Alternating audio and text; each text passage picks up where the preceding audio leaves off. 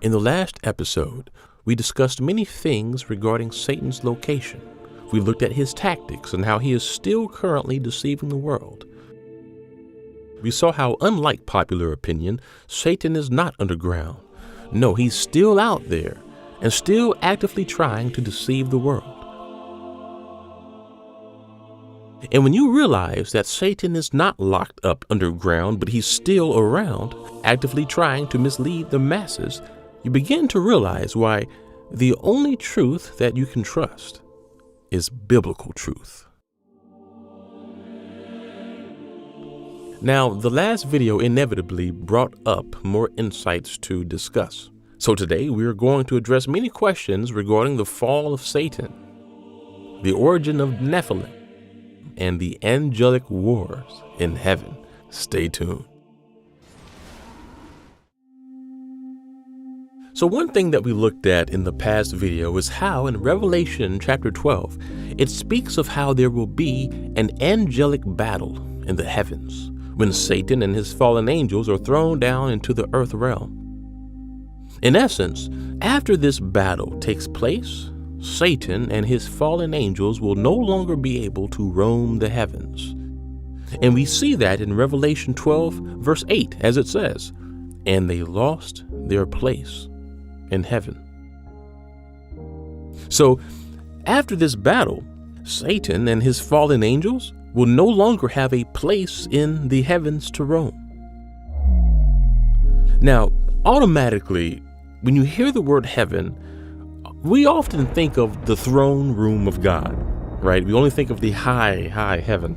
However, in this verse, we see that the Greek word for heavens here can often refer to the sky as well. It can refer to the atmosphere and even the universe. And so this is why many interpret this passage as referring to when Satan will ultimately lose his ability to roam and traverse the universe. Apparently, this is what will happen after this battle. He will lose or be dethroned from that ability. Now, this is interesting because many of us either believe that the angelic battle in Revelation 12 happened before the world began, or that it refers to something that will happen in the future. And so those are usually the two sides. Either it was a past thing or it's a future thing. So how can we investigate that? Well, one thing we can do to have more clarity on this is to see if there is anything in the Bible that indicates that Satan is currently roaming the universe. Then we will know if this battle took place in the past or if it is a future event. Now, of course, in the previous video, we did see how Paul writes in Ephesians 6:12 that we do not wrestle against flesh and blood, but against the rulers, against the authorities, against the cosmic powers over this present darkness, and against the spiritual forces of evil in the heavenly places. So this verse clearly shows that the forces of evil are currently in the heavenly places. Now, this right here is a translation from the ESV version. However, if you were looking at the King James version, you would see that it reads that the satanic forces are where? In high places. So to get down to the bottom of this, we really need to look at the original Greek words that were used. And one thing that we have to remember is that the Bible was not written in the English translations that we have today, or even the English translations that we have had for centuries. The Old Testament was originally written in Hebrew, and the New Testament was originally written in Greek. And the amazing thing is, God has so graciously allowed our generation to have Bible tools that allow us to investigate the original Hebrew and Greek words. Scholars have recovered many ancient manuscripts, some of the earliest existing copies, and placed the original words that were used in these Bible tools that we can all access. And so this is huge. You see, many who are against God and the Bible will say things like this. They will say, "How can you trust the Bible? There are so many different translations. It's not accurate, and some verses have been changed." I'm sure you've heard that argument. They will say, how can you trust this thing where there's so many different variances? But now you can respond to them how that argument doesn't really hold up anymore. Because today we can ourselves see the original Hebrew and Greek words. We can do the research and see what the original words were. And so in our generation, that argument is outdated. So if we want to see, what does it mean when it says that the satanic forces are ruling up in the heavenly places? All we have to do here is see what the original Greek word for heavenly places is. So here I'm on the Blue Letter Bible site. We're looking at the King James Version, and as it says in verse 12, that we war against the satanic forces, the spiritual wickedness, where in high places. And so what we want to do is see what is the original Greek word that was used for high places. Well, let's go to tools here, and we see that when we scroll down, the word that was translated into the word high is the word eperanius. And eperanius refers to what? Existing in the heavens, things that take place in heaven, the celestial regions. And the interesting thing is, in the King James Version, this same Greek word was used for the word heavenly many times in the scripture. We see that it was used for heavenly here. It was used for heavenly in John, in 1 Corinthians, and Ephesians. So this word usually refers to things heavenly. And in fact, the only time it's ever used for high is just in that one passage. And so this is why it is still accurate to say the domain of where these spiritual forces of darkness are in high, or you could say heavenly places, because that same word there is used to translate the word heavenly. And so in this instance, because the Greek word refers to the heavenly realm, it is more accurate to have a perspective of the domain of darkness, of the domain of Satan, as not some place underground where he's ruling, but ruling or roaming around in heavenly or high places. So if Satan and his forces are currently roaming around in the heavenly realm, has Revelation 12, verse 8 happened yet? Because it clearly says that when he and his forces are thrown down, they will lose their place in the heavens. So you see why this is causing some now to wonder if the battle in Revelation 12 has happened. And, that's something that we looked at in the previous episode. And I mentioned how I can understand why some would say that the fall of Satan is a future event, because clearly we see that he's roaming the heavens and still deceiving the world. I mean, you can look at the world and see how there's so much satanic activity. It's obvious that he is still active. He's not completely locked away. However, I can also see the other perspective that says that he already fell from heaven. As we know, Jesus said that he saw Satan fall as lightning, correct? And we know that Satan roams throughout the earth seeking who he can devour. So what do we say in response to this? Well, I want to first say that we greatly appreciate your comments, because your comments have been so insightful, and we love how the Holy Spirit is working through you to reveal things and insight to you as well. Because with this last video, there were a few comments that I thought were so interesting regarding this. A few of you commented and mentioned something very interesting. You said, what if the angelic battle in Revelation 12, what if it's not just a singular one-time event?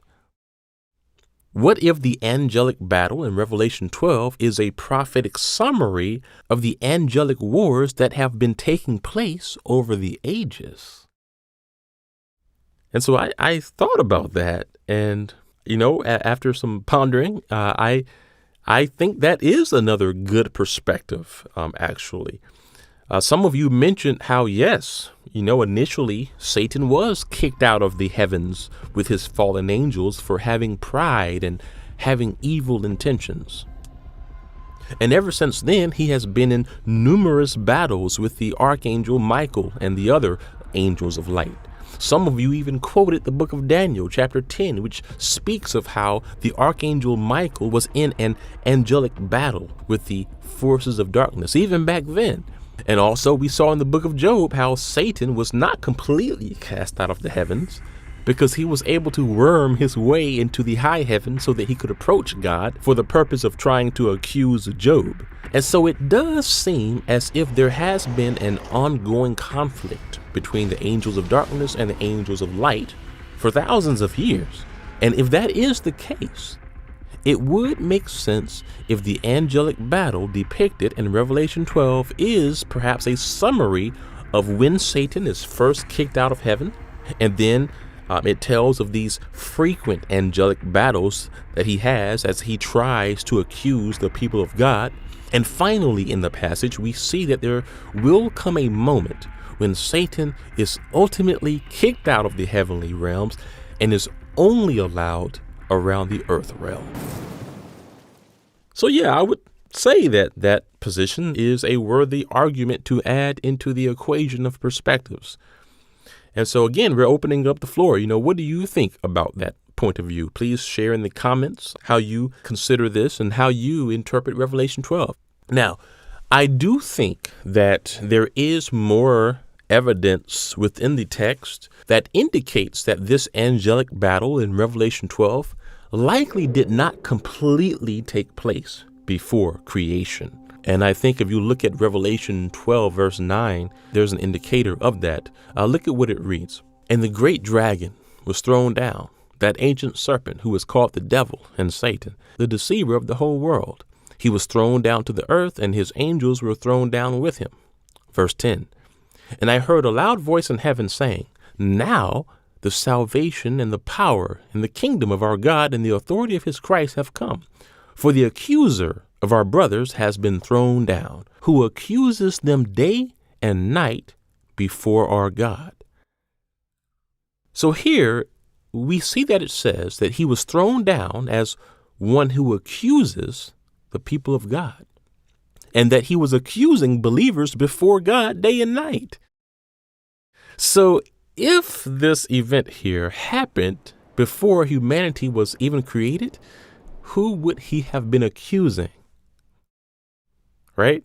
So you see why some scholars are saying that this is not just a past event, because we clearly see here that he has been accusing us, the brothers and sisters, before God, and then he is thrown down. And this is similar to how, as we saw in the previous episode, Satan was trying to accuse Job. Even though Job was a righteous man, Satan approached God to try to call out Job and to say that Job would curse God if he was inflicted with pain. And so it seems that even since the days of Job, Satan has had this ability to not only wander the earth, but also to wander the heavens as the accuser. And so this is very interesting. Look at what it says in verse 11 as it explains how he was dislodged from the heavens. And they, the saints, have conquered him by the blood of the Lamb and by the word of their testimony, for they loved not their lives even unto death. Therefore rejoice, O heavens, and you who dwell in them. But woe to you, O earth and sea, for the devil has come down to you in great wrath, because he knows his time is short. So here it seems that one of the reasons that Satan will be thrown down is not just because of an angelic battle, but also because of what? The blood of the Lamb and by the word of the people of God's testimony. So we again see that this must not refer to what happened before creation, because you are involved with the dislodging of Satan. Now, of course, before creation, Satan obviously had some type of falling out with God. We know that. But here we see that he is ultimately expelled by the blood of the Lamb and by the testimony of God's people. And that is big, because that would mean that your proclamation of the gospel is a part of the ultimate dislodging of Satan.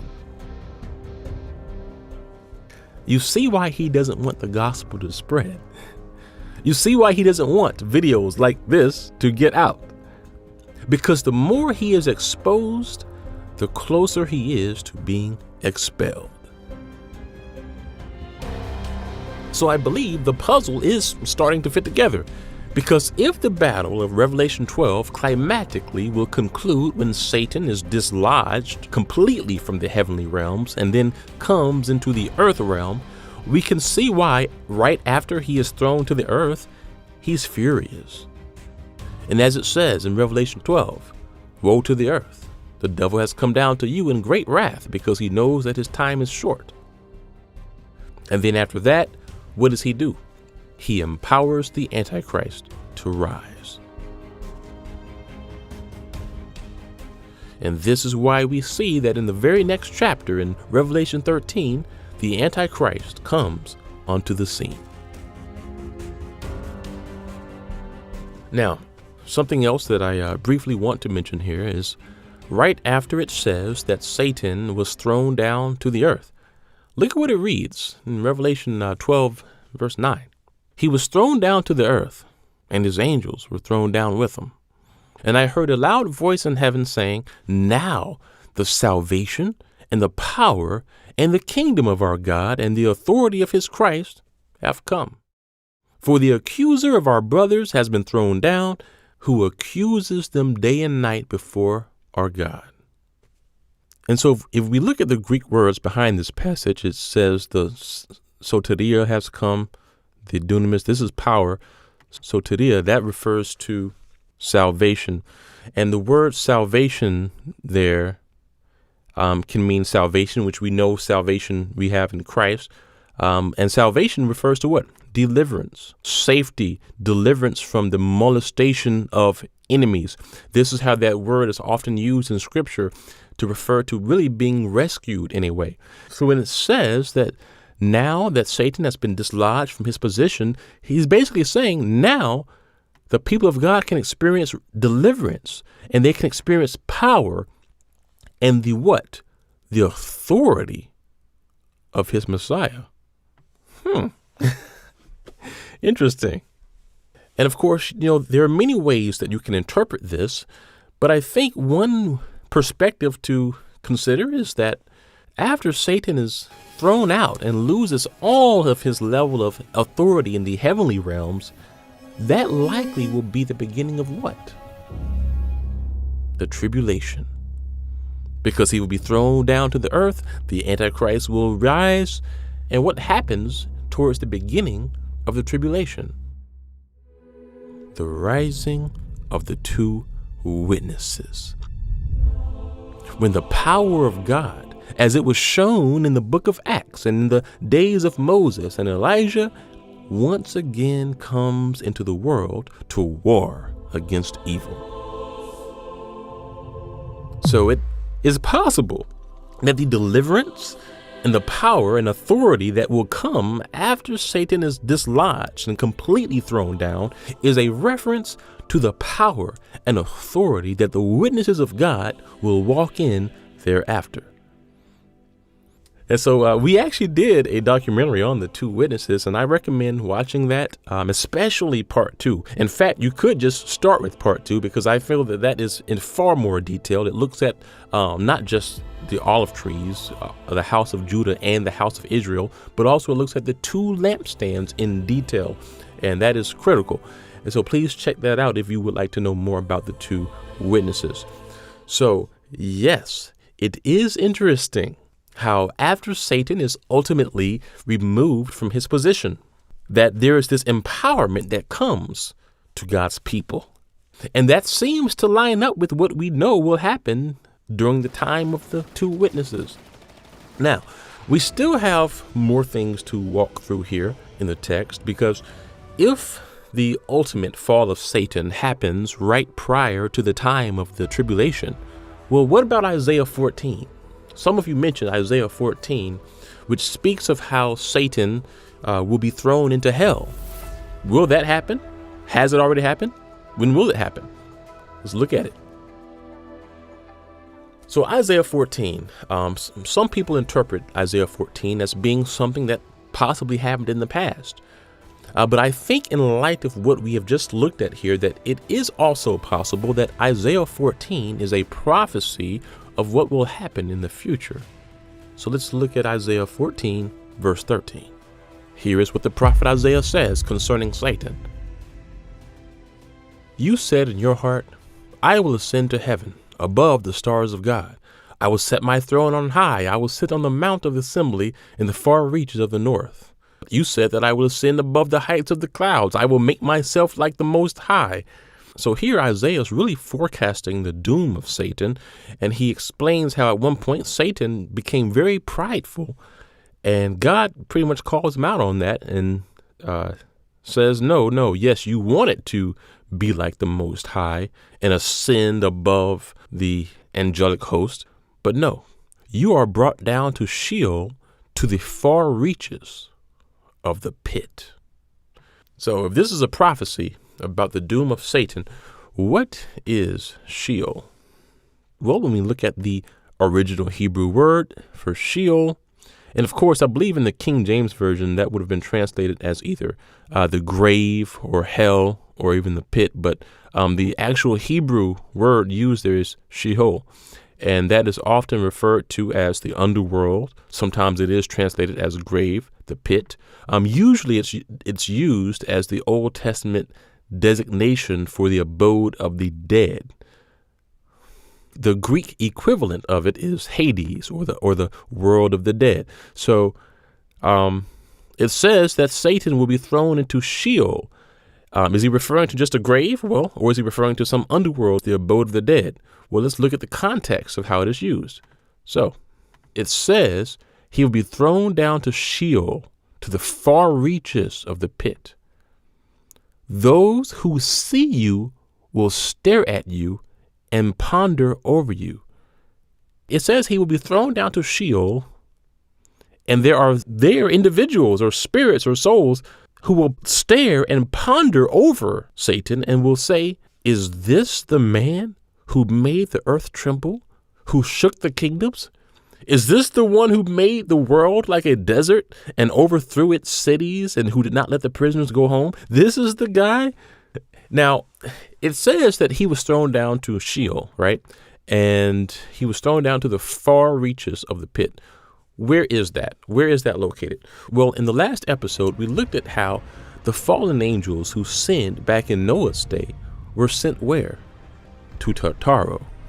And Tartaro in the Greek refers to the deepest abyss of Hades, which again is often referred to as the underworld. And we saw how the Apostle Peter wrote that some of the fallen angels were locked up in the deepest abyss of the underworld. And so that same language is used here as Isaiah prophesies that Satan will ultimately be thrown into the far reaches of Sheol, which many interpret as the underworld. So the ultimate question is, when does that happen? When will he be thrown into the abyss of Sheol? Well, again, we see that in Isaiah 14 through 16, he is thrown down. And when he is thrown into this pit, there are individuals there who see him and ponder over him. Like, is this the Satan, the great deceiver? And so this seems to indicate that when he is thrown into Sheol or the underworld, that this is not something that happened before creation, because when he is thrown there are individuals there questioning and pondering over him. That has to indicate that this is a prophecy of a future event. It's a prophecy summarizing why he was cast out of heaven, and it then prophesizes his ultimate doom, where one day he will be thrown into the abyss, the pit, the deepest abode of Sheol. So when will that happen? If it hasn't happened in the past, when will it be? Well, let's look at Satan's timeline. So at one point, Satan, he was in heaven. He was a beautiful angelic being.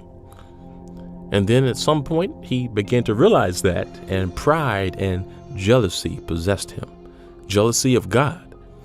And so he had a falling out with God, and after that, he and the fallen angels that he convinced to take his side were kicked out of the highest heaven. and were allowed to roam the earth and the heavens. Now, just as we've seen before, even after he was kicked out, sometimes he would visit heaven to try and accuse the people of God like he tried to do with Job. But we know the day will come when he is completely banned from the heavenly realms, when Michael, the archangel, defeats him. And then Satan will be thrown to the earth. Satan will empower the Antichrist. And after the Antichrist rises and creates chaos, we know that then Jesus will return.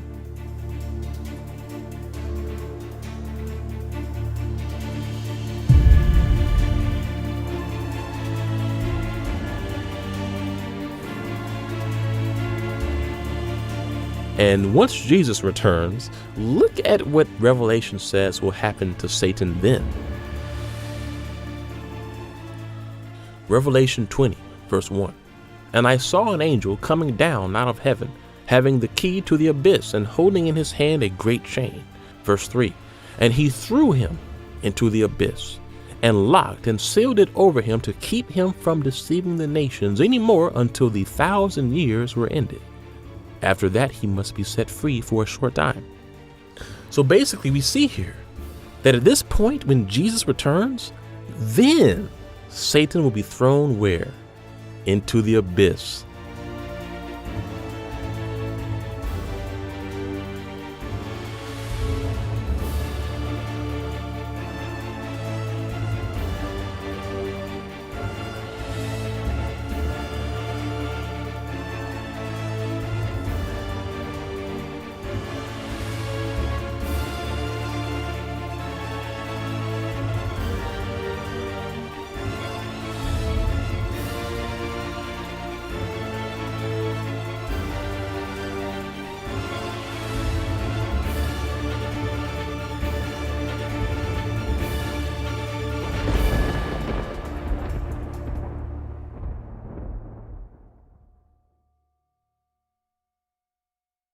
Now, if you're reading along in the King James Version, it may read that he was cast into the bottomless pit.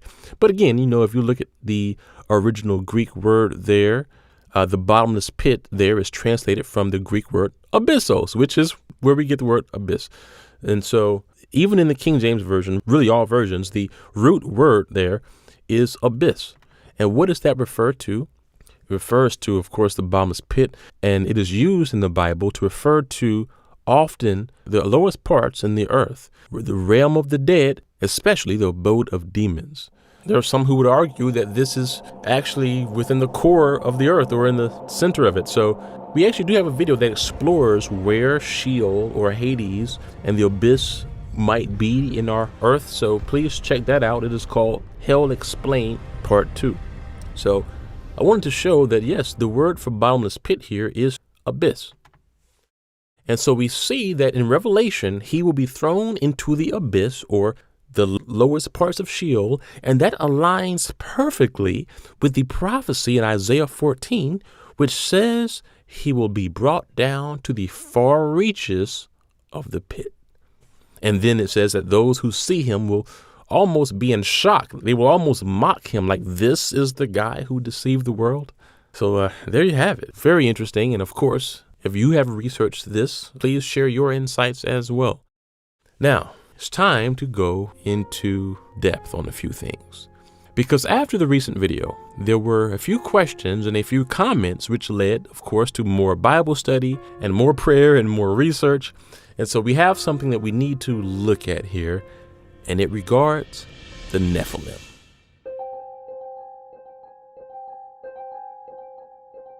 Now, in the previous video, we looked at a few theological perspectives on the Nephilim, demons, and fallen angels. And we started by examining Genesis 6. Genesis 6 tells the story of how the sons of God had children with human women, and that led to the women giving birth to Nephilim. And whenever you do research on Genesis 6 and you look into theological commentaries, when it begins to interpret the Nephilim, most theologians will often mention how this is similar to the language that is found in the book of Enoch. Well, the book of Enoch, as we know, is an ancient Israelite document that speaks of how long ago angelic beings who were referred to as the sons of God mated with humans, which produced these Nephilim. And so I think at this point we all are familiar with what the book of Enoch says. But how would you interpret Genesis 6 if you stick solely to the Bible? What would it mean by sons of God here? Well, one thing that you can do is cross-reference. So all we have to do here is type in sons of God, and let's see what that pulls up. And so, of course, in the Old Testament, sons of God, in Genesis 6, verse 2, this is referring to the sons of God saw the daughters of humans. Let's see, we see the sons of God also in Job 1:6. Look what it reads. It says, "Now there was a day when the sons of God came to present themselves before the Lord, and Satan also came along with him." So in this context, the sons of God refers to angelic beings, and then Satan tried to worm his way among them. Also, we see in Job 2:1, it says, "And there was a day when the sons of God came to present themselves to the Lord, and Satan also tried to come among with them." So again, this sons of God refers to the angelic beings. In Job 38:7, it says, "Where were you when the morning stars sang together and all the sons of God shouted for joy?" So, of course, we know this is referring to angelic beings as well. Now, one day we're going to get into the New Testament and its usage of the sons of God, because it flips things around and says basically how we, as the children of God, can also be included in this. But in the Old Testament, the sons of God here primarily is used to refer to, as we see in the context, angelic beings. And so even if you're not looking at extra biblical ancient texts, you can reasonably come to the conclusion that the sons of God here are also likely referring to the same thing as sons of God usually refers to, angels. And this is why many theologians interpret the sons of God here as referring to angels. And so let's read verse 1. "When human beings began to increase in number on the earth, and daughters were born to them, the sons of God saw that the daughters of humans were beautiful, and they married any of them as they chose. Then the Lord said, 'My spirit will not contend with humans forever, for they are mortal, and their days will be 120 years. And in verse 4, it says, "The Nephilim were on the earth in those days, and also afterward, when the sons of God went to the daughters of humans and had children by them." The sons of God went to the daughters of humans and had children. They were the heroes of old, men of renown. The King James Version actually interprets this very well to say mighty. They were creatures of strength. So this is where people have questions and concerns, and it causes a lot of rift and confusion and hard contemplations, because you have to wonder, how is it possible for angels to have children with humans? Right? Like, clearly, it seems to indicate that the sons of God, which we see in the Old Testament usually refers to angels, saw the daughters of humans and then had children by them, which produced Nephilim. Why did that happen, and how did it happen? Do angelic bodies have the ability to reproduce? And if so, why? Right? We know if they weren't supposed to do that, why would they even be given that type of a body? That's one of the big questions that many ask. And I think it's a great question. You know, why would angels be given that ability if they were not purposed for it? And I guess, my best shot at thinking through that is we do have to remember that angels are not like ghosts, right? They're not just disembodied spirits. They are spiritual beings. You are a spiritual being. We all have a spirit.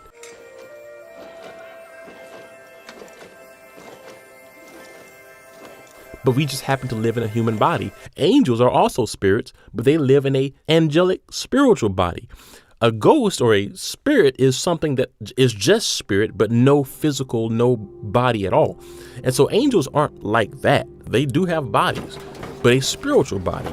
And a spiritual body is a type of body that is very unique. We looked at in the last video how often it can be invisible. Sometimes it can even go through objects, but it can also take on physical form if it wants to. And we see this numerous times in scripture. In Sodom and Gomorrah, there were angels who took on physical form.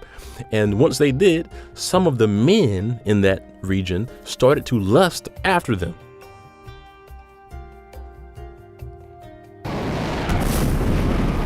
And we also see how angels often take on some type of physical form whenever they are trying to deliver a message to the people of God.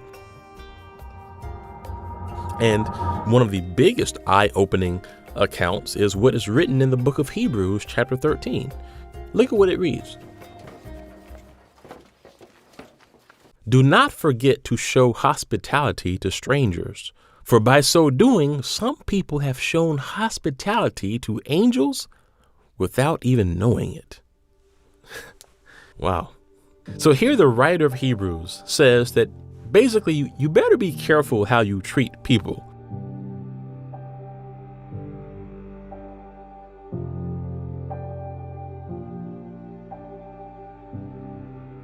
Because angels have the ability to take on human form, and you may actually be interacting with an angel. So this is what the angelic body can do. Spirits don't have a body. They can't just morph into human form. Demons cannot do that. They have to try to possess a human body. They can't just create their own body and start showing up places. But a spiritual body can do that. And so if angels can take on human form at will, we see why their body could possibly take on human form if it wanted to, and perhaps even produce a child with it. Because apparently with the angelic body, there's not really any limitation as far as what their physical body could do.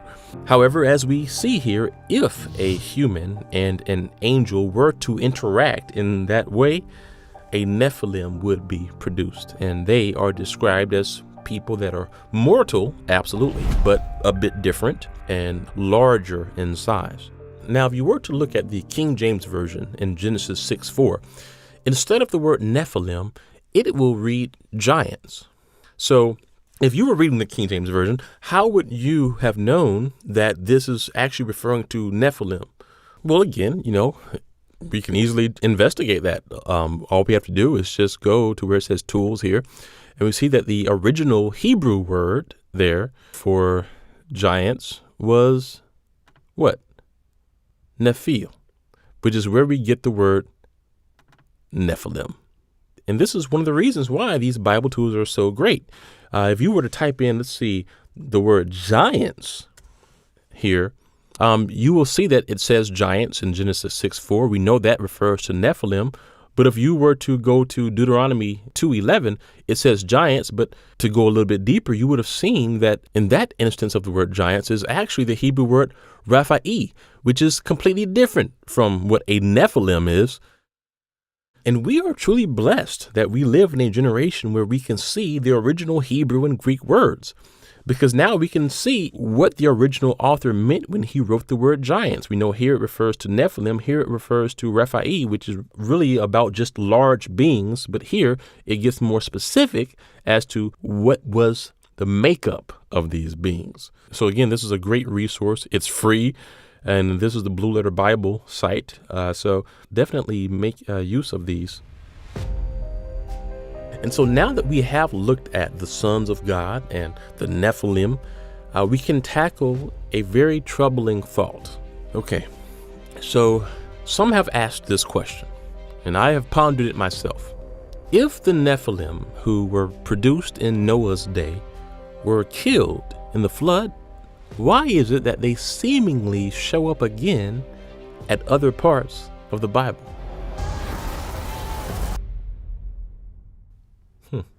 Big question. Because we know that these creatures, they were killed in the flood, right?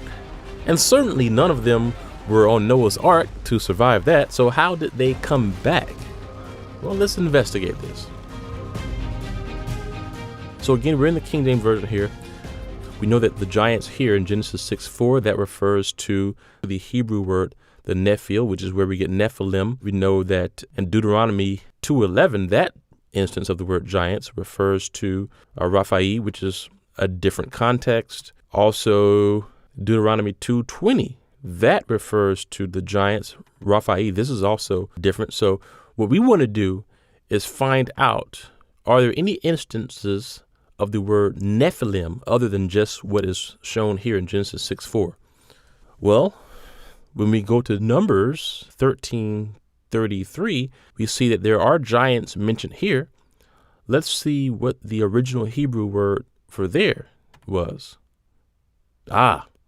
So this instant of the word giants is, again, what we're looking for, the Nephilim. We want to see what the context of this is. So we know that now here it's referring to the Nephilim.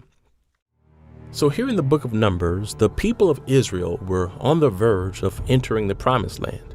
And before they could enter, Moses commanded some of them to go and spy the land to make sure that it was safe for entry.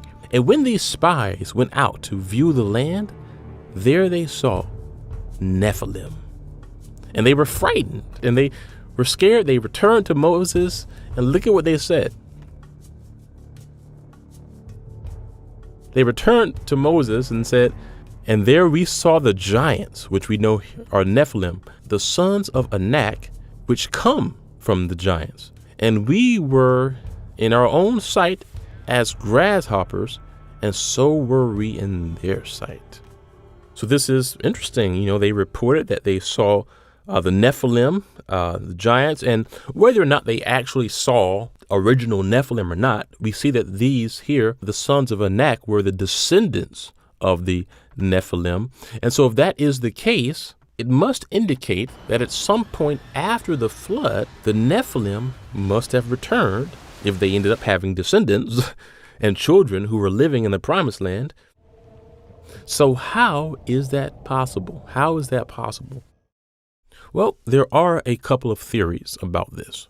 One is that possibly the Nephilim survived the flood. Not sure how that might have happened. Some theories are that perhaps the fallen angels took some of the Nephilims away before the flood came and then brought them back. That's one theory. The second theory is that perhaps the Nephilim were reproduced after the flood. So which is it? Yeah, I had to do some research on this, but thankfully, some of you provided insight in the comments, and a few of you pointed out something that was pretty evident right there in the text. So let's look at it. Genesis 6, verse 4. The Nephilim were on the earth in those days, and also afterward, when the sons of God went to the daughters of humans and had children by them. So right here, it says in Genesis that yes, the Nephilim were around the days of Noah, but then even after the days of Noah, they were still around, and also afterward. How did that happen? How did that happen? It says it. And also afterwards, when the sons of God went to the daughters of humans and had children by them. The ordering of the text is so critical. It says that they were here in Noah's day and afterwards. How? When the sons of God had children with human women. That is huge. Because what that means is that even after the flood, even after apparently some of the fallen angels had been locked away for sinning with women, apparently it happened again. And I assume it wasn't on a massive scale, but we do see that after the flood, some of those fallen angels were likely up to the same thing, making appearances on the earth, interfering with humanity, and even producing Nephilim. Which is why we see them again around the time of Moses. And so this is not an insignificant thing, because this would mean that it is possible that even after the flood, as long as fallen angels are around, they still could interact with people. You see how that would drastically change things? Because the question becomes, if fallen angels were able to produce Nephilim even after the flood, are they able to do it again, even now? That is the question. And I will say this. I will say, if you look at the very last scene of the previous episode, there is a message there. And that is why I always say that when you watch these episodes, it's not something that you can just have in your ear. You got to visually tune in, because the imagery there is very purposeful. And there is a quote at the end of the last episode from Christ about what will take place on earth right before his return. Look at what it says. Matthew 24:37. As it was in the days of Noah, so will it be at the coming of the Son of Man. So what does that mean? Some people interpret this to refer to how in the days of Noah there was fallen angel activity. And so possibly even in the end times leading up to Christ's return, there will be more fallen angel activity. That's one view. I personally am not sure what could happen, but I do lean towards this verse certainly hinting that just as it was wicked in Noah's day and in Lot's day, it will be very wicked on the earth prior to his coming. Absolutely. Will fallen angels have some part in that? We will see. We will see. Many of them who sinned back in Noah's day were locked up in Tartarus. We explored that in the last video, but we know that Satan and his fallen angels, some of them are still deceiving the world. That we have pretty much clarified with these past couple of presentations here, looking at the text. Can they return, and to what capacity? We will see. But it is something to think about. It is something to discuss, and would love your insights on this and what you feel the Holy Spirit is speaking to you. This is a ministry where you are involved. People are reading your comments, and that is critical. That is very critical. And so now that we have gone over these things, we can now begin full production on the next episode, which will cover the Holy Spirit activity of the first century church. It will be a very important presentation. And if you would like to have some input with it, please consider joining us on Patreon. With Patreon, you are not only able to give and contribute to these projects, but you are also able to be a part of the process. You're able to provide feedback and even raise awareness of issues that we can discuss in upcoming episodes. And so it's a great opportunity for involvement. And so thank you for watching, and the next episode is coming soon. God bless.